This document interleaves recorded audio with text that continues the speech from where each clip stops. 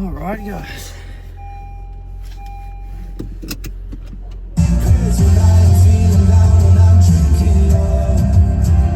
Turn this music off, eh?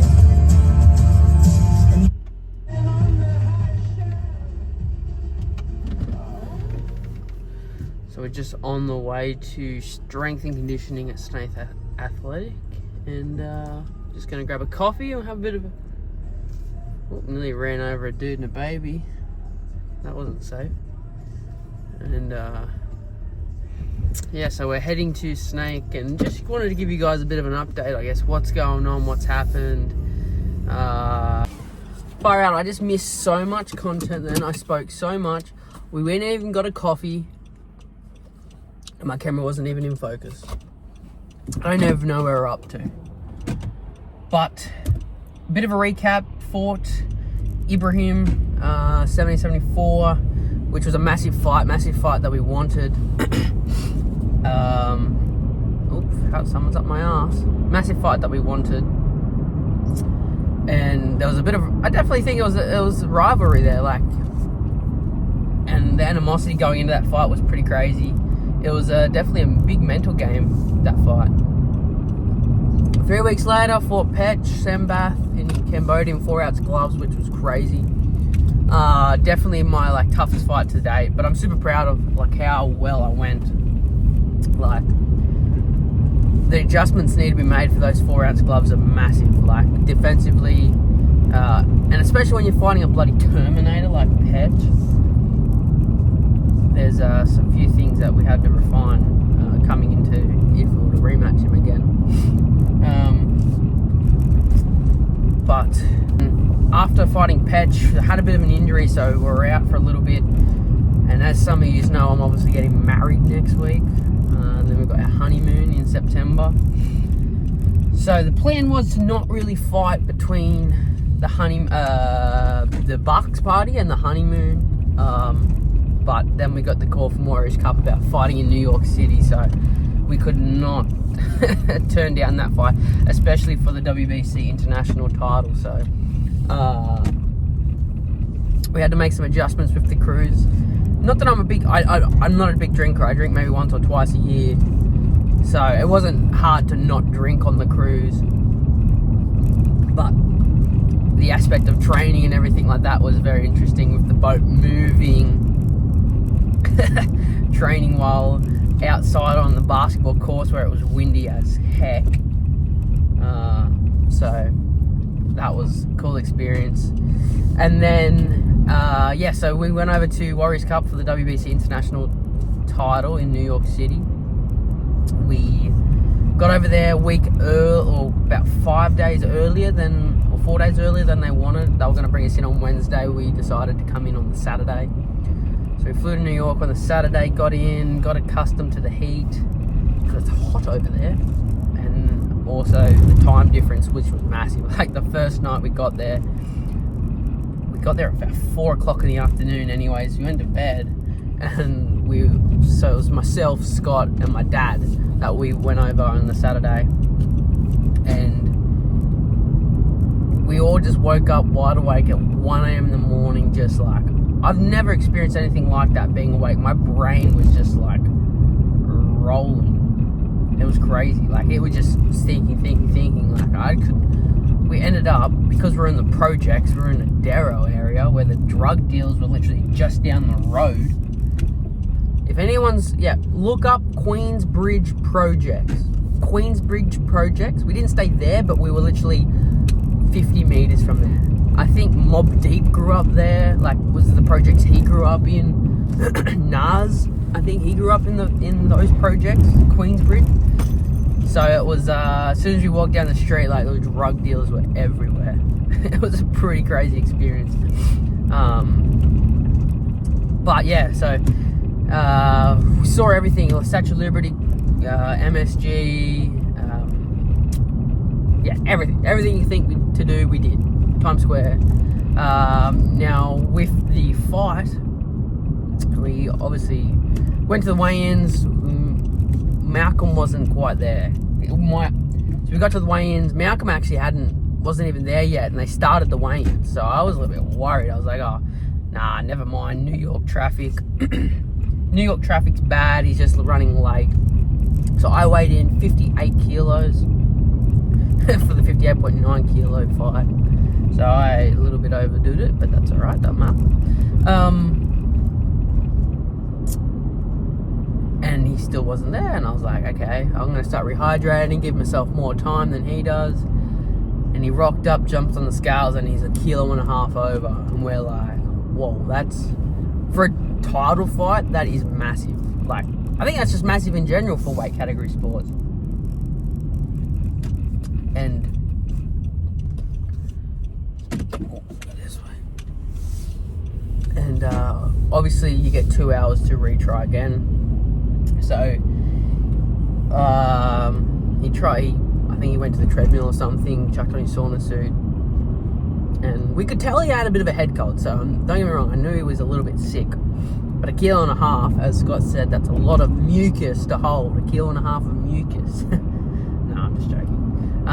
But yeah, so he tried again in 1.5 hours. So I was rehydrating. I think I had some meals. And yeah, so rehydrated, and he jumped back on the scale, and he was still 1.5 kilos over. Obviously, we accepted to take the fight, and the conditions were by the WBC, if he won the fight, he wouldn't win the title. He wasn't eligible because he missed weight. But if I won the belt, I'd obviously win the title. So, with that being said, obviously, we were going to take the fight. We'd travel, I think it was 24 hours of flying. 3 hours to Auckland and 17 hours to New York. So that was tough.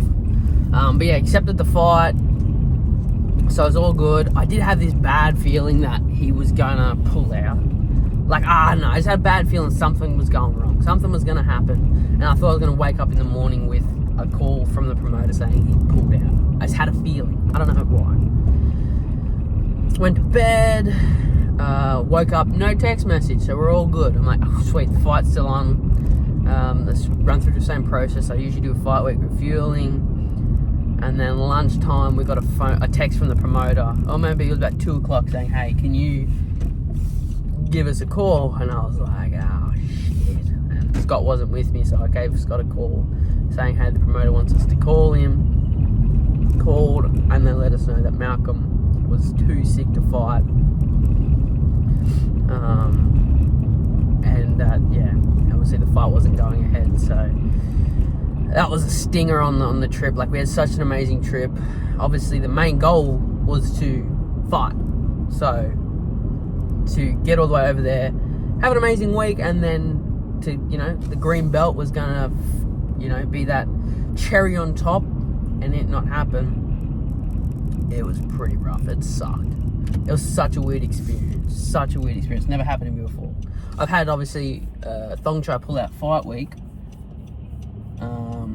But never before on fight day. Like, the fact that I weighed in and everything was so weird. But yeah, so hopefully we can get that WBC title fight. Like, I feel like I deserve to be the first shot at that WBC International Title fight. Like, it's a vacant title. I feel like they shouldn't be able to, like, I don't know if, like, it's me being cocky or whatever, but I feel like I should get the first shot at that vacant title. So, yeah. So, obviously, what's next for me? Getting married next week. Honeymoon. We're going to a month around Europe. So, we've got Netherlands, Germany, Austria, Switzerland, France. We're going to go see our French teacher, which is going to be pretty cool, in Grenoble for a couple of days, since we've been learning French for the last 2 to 3 years. It's actually so hard to learn a new language. Like, we've been doing it for 3 years and we are not fluent at all. We are not fluent. But, ooh, the brew coffee fans here.